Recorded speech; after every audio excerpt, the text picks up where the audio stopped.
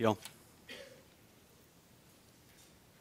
C'est encore dans la prière, Seigneur, que nous voulons écouter ta parole, nous laisser non seulement instruire, mais surtout transformer, sensibiliser, mobiliser pour accomplir la mission que tu as confiée à ton Église. Cette parole, Seigneur, est notre guide, un guide infaillible, un guide puissant et vivant qui agit en ceux qui croient. Cela est dit noir sur blanc. Alors, Seigneur, puisses-tu, par ton esprit, permettre cette connexion entre ta parole et notre esprit. Et accomplir de belles choses à travers nous pour l'avancement de ton règne et pour l'édification de ton Église. Nous te prions. Amen. Donc, vous avez reçu un document important cette semaine. Merci de prendre le temps, comme j'ai mentionné, de le lire et d'y réfléchir et de prier. Mais vous allez recevoir un deuxième document cette semaine qui est beaucoup plus court, mais qui est tout aussi important. Nous lançons la période de nomination en vue de l'Assemblée générale annuelle qui aura lieu en février, le mois prochain. Et nous avons besoin de diacres, 2 à 3 diacres au moins. Nous avons besoin, nous allons mettre sur le papier, le besoin d'un ancien. Nous avons besoin d'autres ministres, serviteurs et servantes pour les différents ministères de notre Assemblée. Ces moments sont importants parce que nous voulons ensemble, encore une fois, chercher la face de Dieu pour savoir qui le Seigneur veut placer dans ces différents ministères, ces ministères qui vont soutenir la mission de notre communauté. Il est important de réfléchir et encore une fois important de prier. Ce sont donc des moments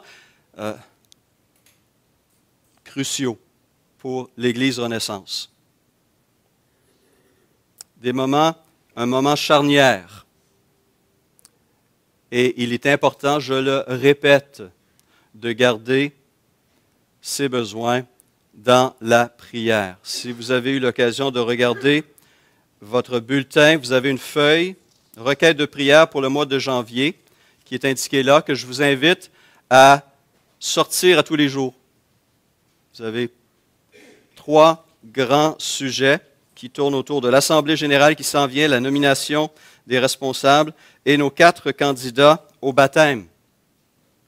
Des besoins essentiels. S'il vous plaît, gardez cette requête, cette liste devant vous. D'autres situations, d'autres ajouts viendront plus tard. Une communauté qui prie va voir de belles et grandes choses s'accomplir. Une communauté qui prie indique sa foi en Dieu et son désir de chercher la face de Dieu. Et l'Église Renaissance doit être une communauté qui prie. L'automne dernier, nous avons commencé une série intitulée « Disciples, diacres et dirigeants appelés à servir ». Pourquoi? Parce que nous voulions justement préparer la communauté en identifiant les besoins et le type de personnes que l'Église Renaissance a besoin. Quel genre de disciples sommes-nous appelés à être, à devenir, tous, chacun d'entre nous? Lorsqu'on parle de diacre, qu'entend-on par ce titre, par cette fonction? Quel genre de qualification faut-il avoir? Même chose pour être dirigeant, ancien ou pasteur. La Bible nous donne des directives qui sont claires. Nous avons mentionné en fin d'année la réalité de la pluralité des anciens que les églises dans le Nouveau Testament, les premières églises, avaient la pluralité d'anciens. Il y avait plusieurs anciens ou pasteurs dans les communautés existantes. Nous avons vu la liste que Paul a donnée pour identifier les personnes qui ont les qualifications nécessaires pour exercer ce ministère. Nous avons vu le rôle de direction du comité pastoral. Ce matin, nous voulons conclure en regardant d'autres rôles que les pasteurs, anciens, bergers, évêques, tous différents termes bibliques qui parlent des mêmes personnes, sont appelés à jouer pour permettre à l'Église de se développer. Et alors qu'on regarde ces rôles-là, il est important de garder cette image, comme on a vu l'année passée, du berger qui prend soin de ses troupeaux. On pense au psaume 23, « L'Éternel est mon berger », on pense à Jésus qui s'est dit le bon berger, et on pense aux avertissements nombreux dans la parole. C'est un peu l'image qui doit être dans notre esprit alors que nous regardons ces choses. Quelles sont les autres responsabilités, les autres rôles que les pasteurs anciens, que le conseil pastoral est appelé à jouer? Eh bien, un des rôles évidents, centraux, c'est celui que j'accomplis maintenant. Et que nous appelons nourrir le troupeau. Et on l'espère bien nourrir le troupeau de Dieu. Et cette nourriture qui est appelée à être fournie, c'est la parole de Dieu. Parce que comme l'a si bien dit Jésus en Matthieu 4,4, l'homme ne vivra pas de pain seulement, mais de toute parole qui sort de la bouche de Dieu. Nous sommes des êtres non seulement matériels et physiques, mais aussi spirituels. On est conscient de notre faim physique. Autour de midi, mon ventre va commencer à faire des petits bruits et je vais sentir ce besoin de manger. C'est un peu triste que nous ne ressentons pas ces mêmes douleurs spirituelles de la faim au niveau de la parole de Dieu. On aurait une cloche qui s'allume à quelque part qui dit « Stéphane, il me semble que ça fait longtemps que tu ne t'es pas nourri. Il est temps de s'asseoir et de te préparer un bon repas. » Et la nourriture spirituelle est une dimension fondamentale. Cette discipline, tout comme préparer des aliments, ça demande du temps. Des fois, ça se mange trop rapidement pour ceux qui les préparent, mais c'est essentiel. Et ça bâtit le corps. Même chose pour la parole de Dieu qui bâtit l'esprit. Et ce rôle d'enseignant est un des principaux rôles du pasteur ancien. 1 Timothée 5, 17, Paul écrit à son collègue « Que les anciens qui dirigent bien soient jugés dignes d'un double honneur, surtout ceux qui travaillent à la prédication et à l'enseignement. » C'est un ministère fondamental. Il va dire essentiellement la même chose à son collègue Tite. Il a écrit en Tite 1,9 que l'évêque, le pasteur ou l'ancien doit être attaché à la vraie parole telle qu'elle a été enseignée, afin d'être capable d'exhorter selon la saine doctrine et de réfuter les contradicteurs. Aux anciens d'Éphèse, en Actes 20, 27, Paul leur rappelle qu'ils doivent annoncer tout le conseil de Dieu. Et pour moi aussi, ça fait 7 ans et demi que je suis à Québec. Pour moi, c'est important de faire attention de ne pas toujours revenir aux mêmes choses. On a tous un peu nos sujets préférés. Philippiens. On doit faire attention de ne pas fixer seulement sur un ou deux thèmes, mais de pouvoir parcourir l'ensemble de la parole de Dieu, parcourir l'ensemble de la révélation de Dieu, les grandes vérités et aussi les autres vérités, tout le conseil de Dieu. En faisant cela, nous voulons faciliter la croissance des frères et des sœurs, les aider à parvenir à la majorité spirituelle par une connaissance toujours plus personnelle de Jésus-Christ et une communion toujours plus intime avec lui. Par la prédication de la parole, bien sûr, par les études bibliques, mais aussi à travers les cours de préparation au baptême, à travers le mentorat qui est accompli sur une base individuelle. Toutes sortes d'activités existent et sont à notre disposition pour vous aider dans votre marche chrétienne, pour marcher d'une manière solide, avec un pas ferme, dans la bonne direction. Nous sommes tout simplement des communicateurs de cette parole. D'autres moyens nous sont donnés. Les groupes vie, groupes de jeunes, les groupes d'affinité, lors des visites, lors des rendez-vous à l'Église. Et on encourage aussi régulièrement les membres, les responsables des différents comités, de eux-mêmes se perfectionner dans leur ministère et eux-mêmes former et continuellement former les personnes sous leur charge, que ce soit au comité pastoral, conseil d'église, que ce soit à l'école du dimanche, la présidence, les présidents de culte. Constamment, la formation continue dans la parole doit être une priorité pour les ministres de notre Assemblée. L'importance de ce rôle ressort lorsqu'on voit la nature même de l'Église de Jésus-Christ. Paul en écrivant un Timothée, voulait diriger, informer, instruire Timothée sur la façon de se comporter et d'agir dans l'Église. C'était le but de 1 Timothée. Et il va dire pourquoi cela est si important en 1 Timothée chapitre 3, lorsqu'il parle justement de cette Église, qu'il décrit ainsi, « L'Église du Dieu vivant, qui est la colonne et l'appui, ou encore le pilier et le soutien de la... » Quelqu'un a une idée de quoi? De la vérité. De toutes les institutions existantes sur la planète, l'Église de Jésus-Christ joue un rôle unique en communiquant la vérité de Dieu. Et cette vérité va être attaquée, va être méprisée, va être rejetée, mais il sera aussi accepté et aura une puissance de transformation dans des vies, dans des individus, des familles, des communautés.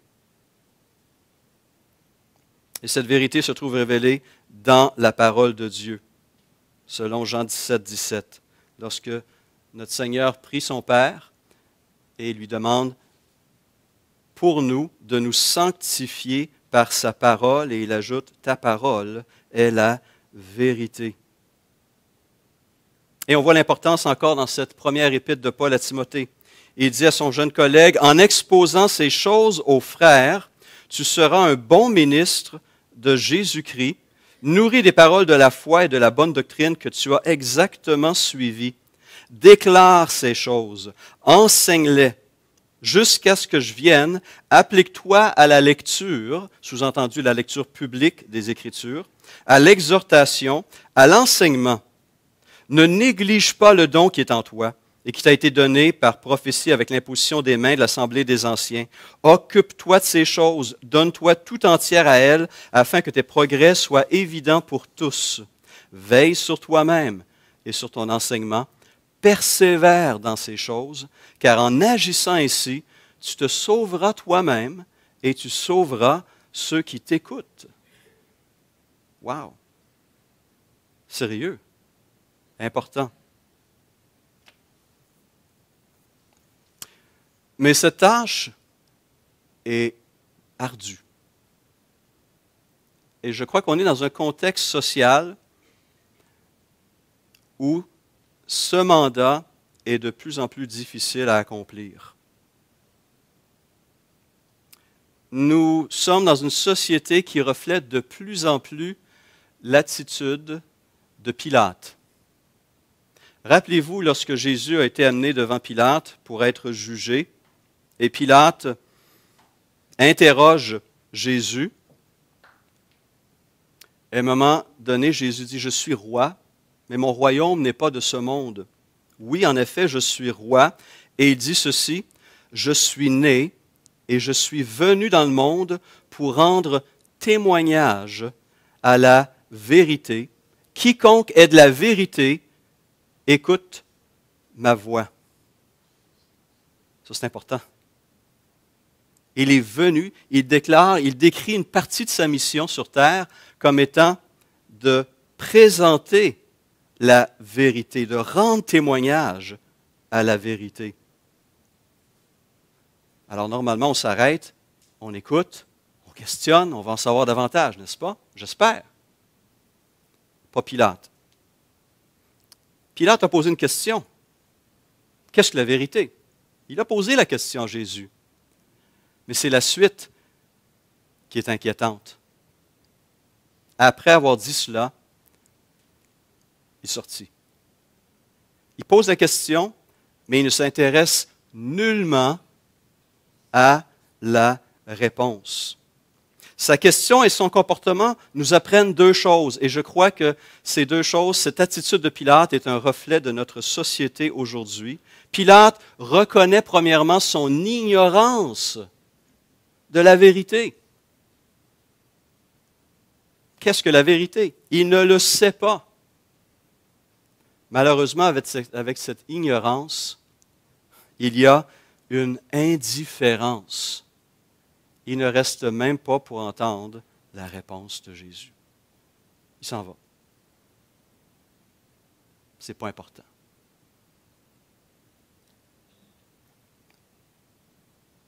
Mais ce qui m'inquiète, et je dois vous partager ça bien honnêtement, c'est que dans mes voyages à travers les nombreuses églises de notre famille d'églises, et même au-delà, au Canada et à l'extérieur, je constate un nombre croissant de croyants qui ne manifestent pas cet intérêt, cette soif de la vérité.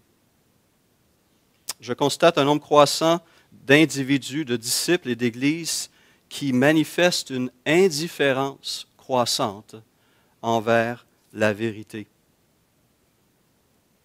Certains vont mettre en doute même la réalité d'une vérité objective, absolue, universelle.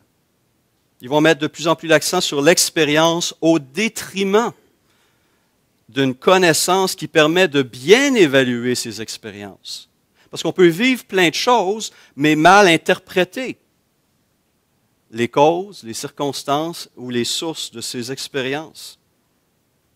Certains vont donner beaucoup plus de poids sur leurs propres convictions internes, personnelles, subjectives, plutôt que de se laisser examiner par la parole objective de Dieu. Je vais vous donner un exemple de ce glissement qui est un peu subtil et que je me suis surpris moi-même à quelques reprises de poser cette question. On est en train d'étudier la Bible, on lit un texte biblique et on pose la question, qu'est-ce que ce texte vous dit? C'est correct? Pas tout à fait. Parce que la question cherche, ce que la question fait, c'est elle met le centre de la source de connaissance et d'autorité en quelque sorte sur l'individu qui lit la parole. La parole me dit, moi je crois qu'elle dit ça. Mais ce n'est pas ça qui est important. Ce n'est pas ce qu'elle me dit, c'est ce qu'elle dit qui est important. Ce n'est pas l'opinion de Stéphane Couture qui compte, c'est l'opinion qu'a Stéphane ou quiconque lit la parole de Dieu et qui pense que c'est ce que Dieu a bel et bien dit. C'est ce que Dieu qui a parlé qui détermine le sens de la parole, pas ma lecture subjective.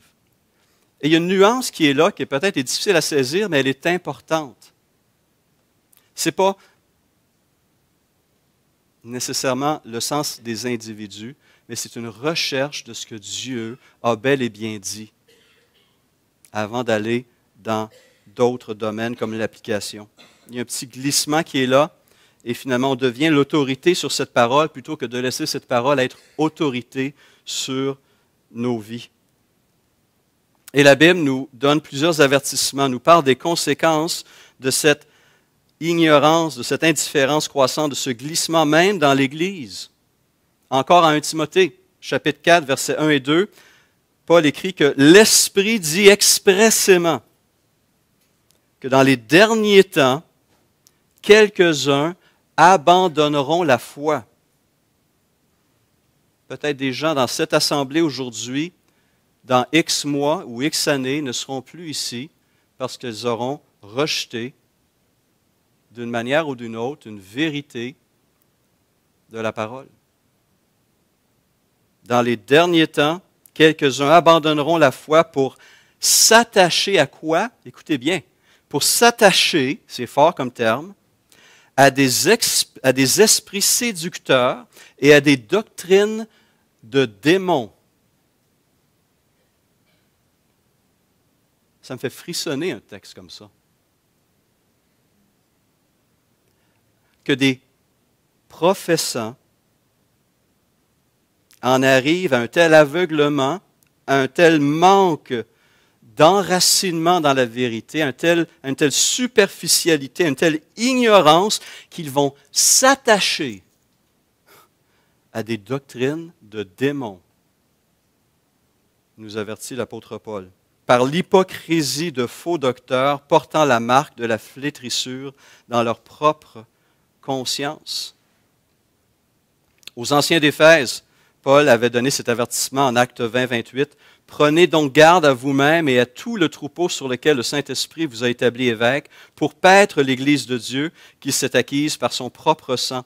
Je sais qu'il s'introduira parmi vous, après mon départ, des loups cruels qui n'épargneront point le troupeau, et qu'il s'élèvera du milieu de vous des hommes qui enseigneront des choses pernicieuses pour entraîner les disciples après eux. Veillez donc. Veillez donc. » Pierre va reprendre ce même triste scénario en 2 Pierre 3. « Il y aura parmi vous, écrit-il, de prétendus enseignants. Ils introduiront sournoisement des doctrines qui conduisent à la perdition, allant jusqu'à renier le Maître qui les a rachetés, et ils attireront ainsi sur eux une ruine soudaine. » Voici ce qu'il ajoute. « Beaucoup les suivront dans leur immoralité. » Beaucoup, pas un peu. Beaucoup les suivront dans leur immoralité, et la voix de la vérité sera calomniée à cause d'eux. Dans leur soif de posséder, ils vous exploiteront avec des paroles trompeuses. Et dans tout cela, les apôtres ne faisaient que répéter, rappeler les avertissements de notre Seigneur lui-même, qui avait averti qu'il y aurait de faux Christ, de faux prophètes, qui feront même des prodiges et des miracles pour séduire les élus. Soyez sur vos gardes. Marc 13, 21 à 23. Ceci est donc un aspect parmi d'autres, du rôle du pasteur ancien. Protéger le troupeau de Dieu contre les erreurs, les faux docteurs, les enseignants hérétiques, les fausses doctrines qui souvent aboutissent aussi à des comportements immoraux, parce que l'immoralité suit généralement l'hérésie.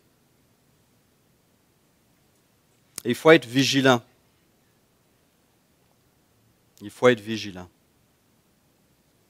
Mais notre tâche aussi devient un peu plus difficile du fait qu'aujourd'hui, on a accès à une masse de fausses doctrines enveloppées d'une manière superbe, délicieuse. L'explosion de la connaissance, l'explosion de l'Internet permet à n'importe qui sur le globe aujourd'hui d'accéder aux dernières nouvelles, aux dernières découvertes, entre guillemets, aux nouveautés théologiques et autres, ou même aux anciennes hérésies, qui sont tout simplement enveloppées dans un langage plus contemporain et qui paraissent très attrayantes. Et un de mes rôles est souvent de visiter les sites web des fois, on m'envoie des courriels, des notes ou des références. Et il faut être sage parce qu'il y a beaucoup de bonnes choses. Il y a aussi beaucoup de choses qui sont très douteuses et de qualité pas très, très élevée. Donc, le pasteur, l'ancien, doit prendre ce rôle au sérieux parce que les conséquences sont profondes dans la vie des individus et des communautés. Par exemple, la semaine prochaine, nous commençons notre série « Vivre à contre-courant » en regardant le prophète Daniel. On va passer le printemps, jusqu'au mois d'avril, dans les 6 premiers chapitres du prophète Daniel qui nous présente sa vie. Ça fait 4 mois que je lis, médite et étudie le prophète Daniel. Ça m'a amené à consulter une foule de commentaires et d'étudier dans d'autres domaines comme le prophétisme, comme l'impact communautaire, parce que Daniel a des choix importants à faire en tant que serviteur de Dieu dans un gouvernement païen et idolâtre. Comment on vit dans une telle société qui ressemble de plus en plus à la nôtre? Il va être confronté à des décisions importantes. On veut limiter la pratique de sa religion et de sa foi. Comment va-t-il agir? Où trace-t-il la ligne? Et quel exemple nous donne-t-il devant les défis de l'Église aujourd'hui? C'est un travail important, un travail de recherche. Mais en plus, on est appelé à répondre à toutes sortes de questions théologiques, doctrinales, éthiques, euthanasie et aide à mourir, intégrité en affaires. Est-ce qu'un chrétien peut prêter serment? On m'a posé la question récemment. Comment je réagis si mon fils m'annonce qu'il est homosexuel? Comment puis-je aider ma fille dont le mariage est sur le point de faire naufrage? Toutes ces choses, ce sont des réalités.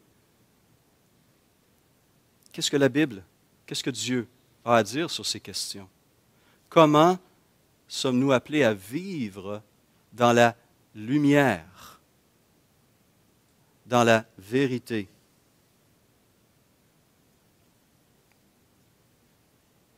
Ce rôle d'enseignant est un rôle clé. Mais ce n'est pas le seul.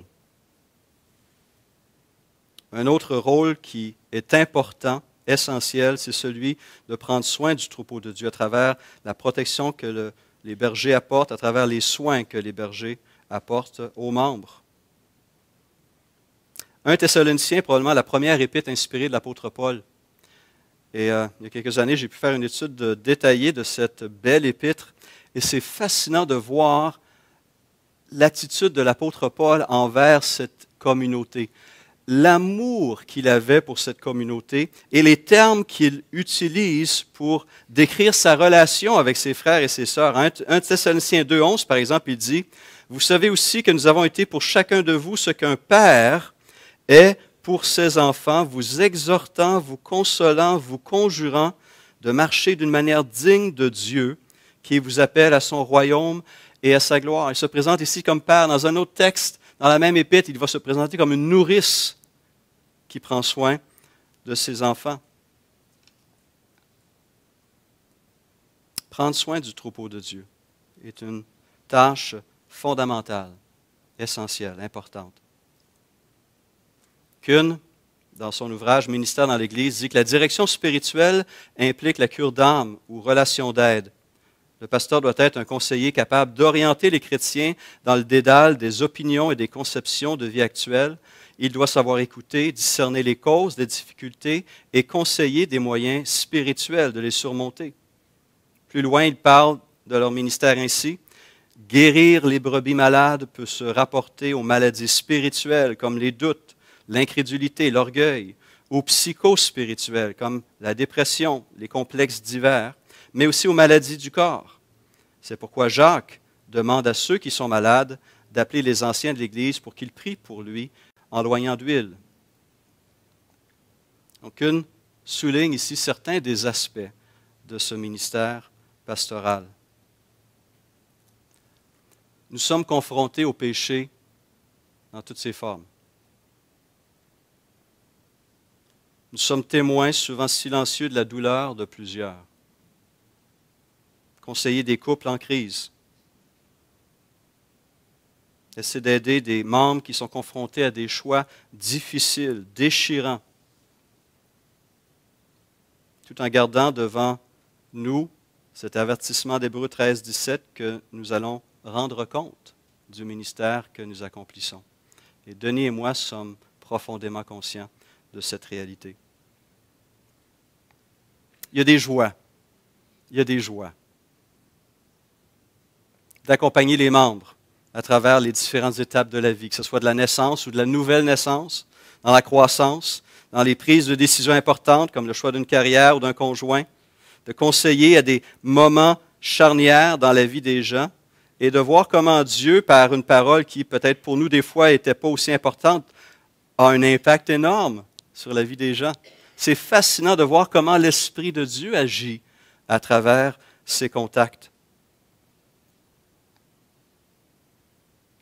On doit aussi consoler les brebis blessées qui subissent des pertes. On doit parfois travailler à la réconciliation lorsqu'il y a des conflits entre frères et entre sœurs. Exercer les actes pastoraux traditionnels comme les visites, préparation au baptême, au mariage, présentation d'enfants, funérailles. Et dans tout cela, il y a un ministère qui est aussi important, un ministère qui est clé, c'est celui d'intercession.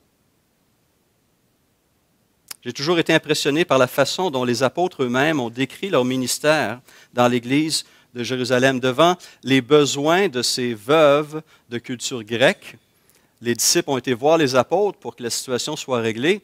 Et les apôtres ont dit, ce n'est pas à nous de le faire. Notre tâche est essentiellement résumée par eux à deux choses.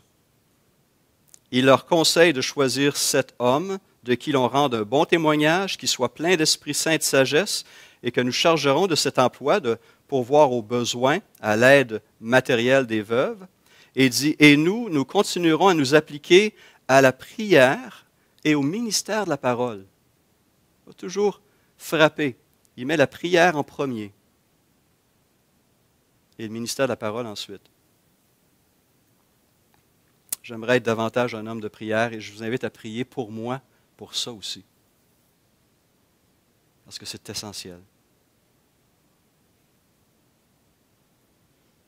Parce que parfois aussi un autre aspect, c'est que le pasteur, l'ancien, le comité pastoral est appelé à exercer la discipline.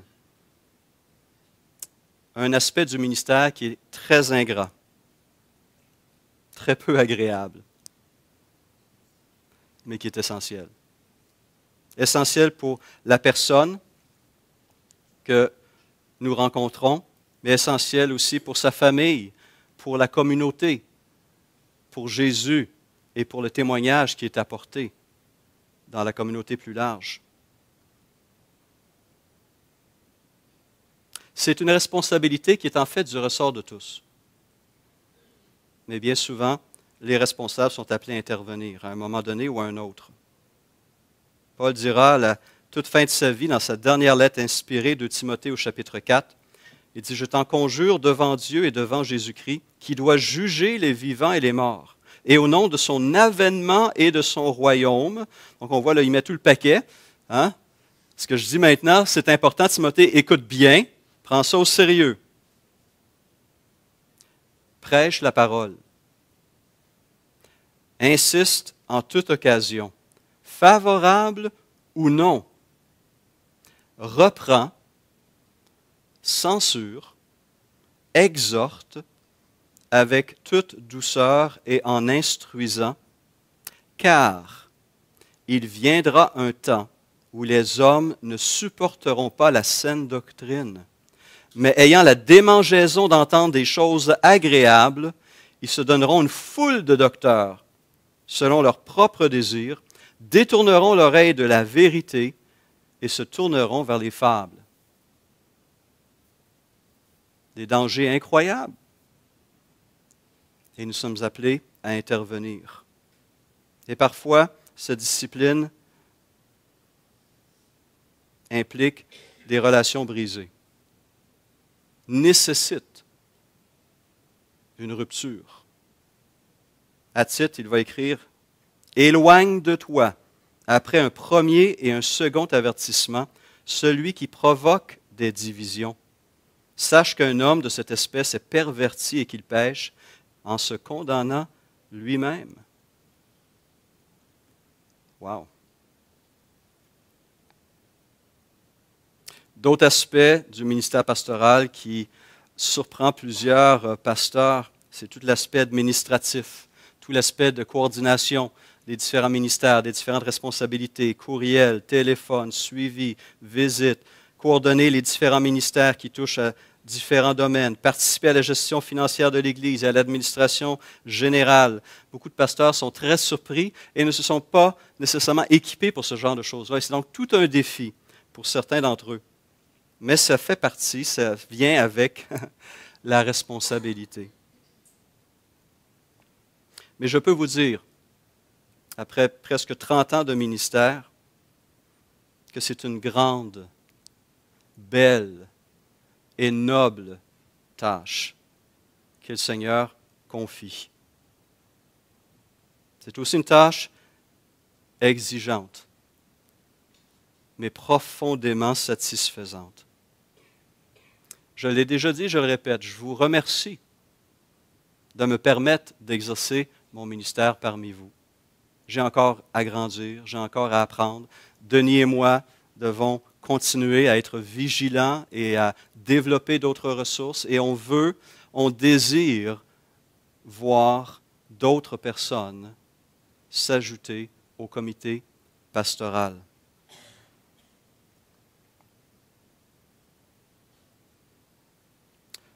Un seul pasteur, un seul ancien ne peut pas tout faire.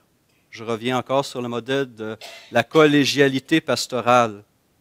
On reconnaît, selon 1 Timothée 5, qu'il y avait une spécialisation, en quelque sorte, au sein du corps pastoral. Certains prêchaient, mais pas tous. Et quand je suis arrivé ici, on avait Alain et Denis qui, déjà, entre eux, avaient réparti certaines tâches dans l'Église.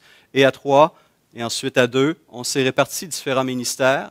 On s'est réparti différents membres et sympathisants pour être certain qu'on puisse offrir le meilleur suivi, le meilleur encadrement possible. Mais les besoins sont là. Et aujourd'hui encore, nous plaçons devant vous ce besoin de prier pour que le Seigneur ajoute dans l'équipe pastorale.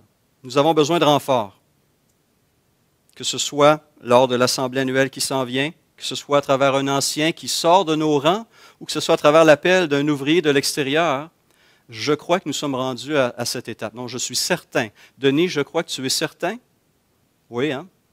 Nous sommes certains qu'il faut ajouter à l'équipe pastorale. Ceci doit être une priorité dans la prière et dans nos réflexions collectives. Nous avons des ministères précis. Encore une fois, on ne donnera pas une pleine charge, bien sûr. On va se répartir les différents ministères pour pas que la tâche soit trop lourde. Mais le besoin demeure. Et je vous invite au cours des prochains jours, des prochaines semaines et des prochains mois à mettre ce besoin devant le trône de notre Seigneur. Disciples, diacres et dirigeants, nous sommes tous appelés à servir, à discerner les dons que le Seigneur nous a donnés, à se laisser toucher par les besoins et à y répondre sous la conviction de l'Esprit et sous la direction de l'Esprit. J'aimerais inviter quelques frères, quelques sœurs à faire cela maintenant, à élever notre communauté, à présenter au Seigneur et demander à Dieu de diriger cette Église au cours des prochains mois dans cette direction. Et je vous relance encore l'invitation à vous joindre à nous mercredi soir, 19h. Si quelques frères, quelques sœurs voudraient prier pour notre communauté, s'il vous plaît. Et le souffle de ton esprit en nous, en tant que tes enfants. Merci Seigneur de nous confier les dons que tu nous as donnés, de nous donner ta parole, cette vérité. Seigneur, tu nous équipes. Tu nous équipes pour vivre une vie qui te plaît, qui peut te plaire, et pour une vie qui peut bien faire avec d'autres frères et sœurs. Merci pour cette communauté. Merci Seigneur pour ceux qui nous dirigent. Merci pour notre berger, pour le conseil, pour Denis qui aide.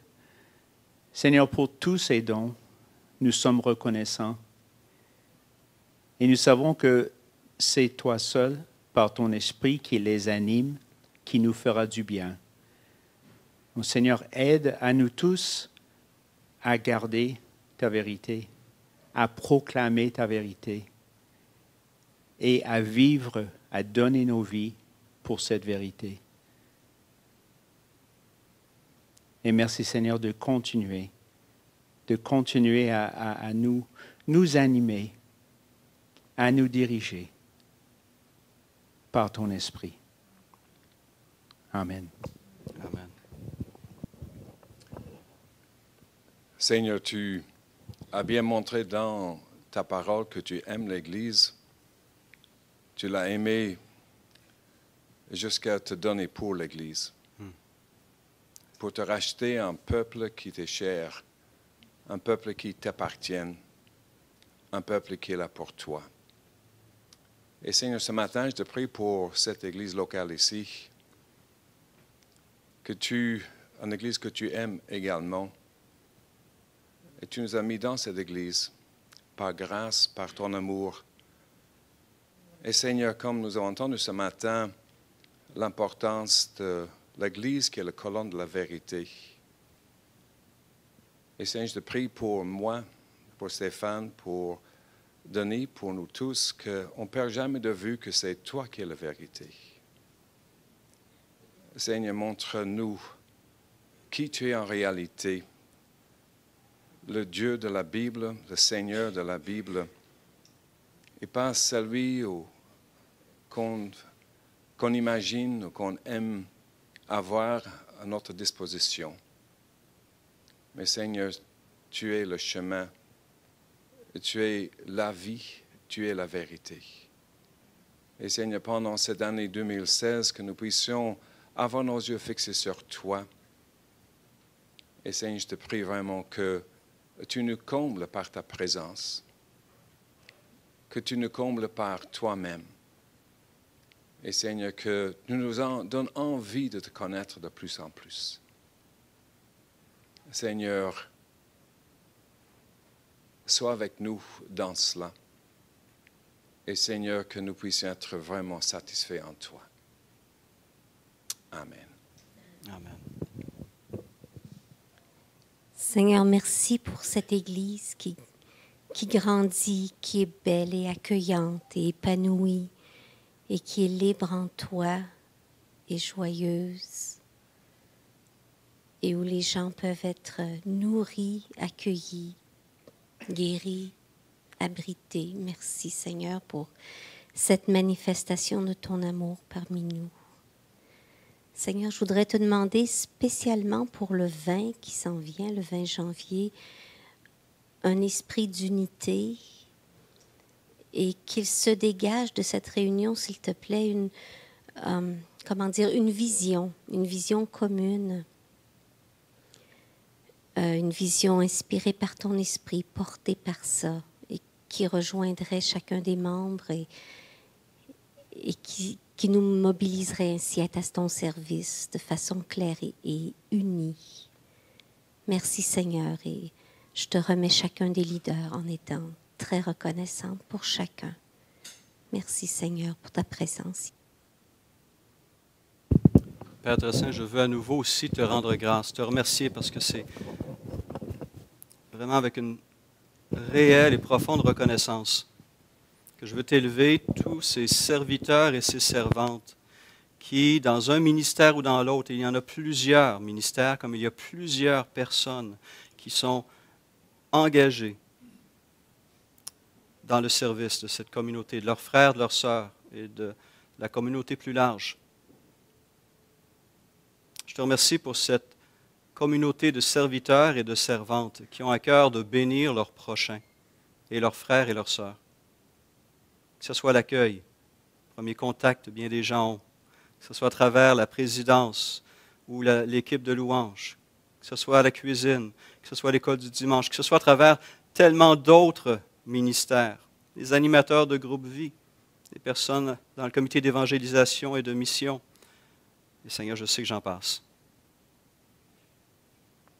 Merci Seigneur, parce que ces ministères, ces ministres font une différence et accomplissent la mission que tu leur as donnée.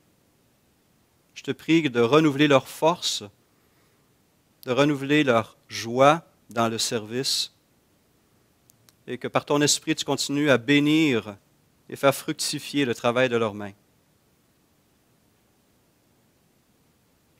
Je te remercie parce que c'est à travers eux que cette Église est ce qu'elle est aujourd'hui. Et c'est à travers eux que nous pourrons relever les nouveaux défis que tu vas nous permettre de relever. Et que dans tout cela, nous ne perdions jamais de vue l'importance de chercher ton règne, ta justice et de glorifier ton nom. Amen. Bon dimanche, bonne semaine.